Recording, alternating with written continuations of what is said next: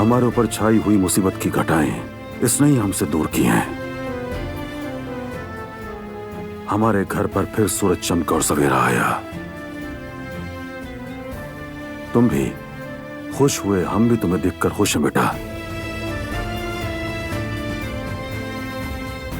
देखना इंशाल्लाह और भी खुशियां आएंगी।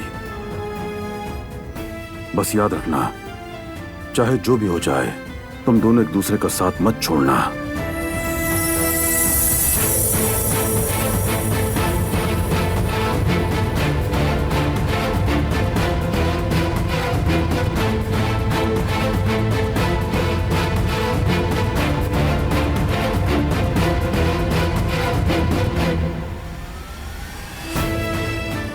जिस मर्द से मैं मोहब्बत करती हूँ उससे और उसके घर से मुझे कोई जुदा नहीं कर सकता। जैसे भी हो एक दिन ये सब खत्म हो जाएगा। हमारी मोहब्बत तुम्हारी नफरत को हरा देगी।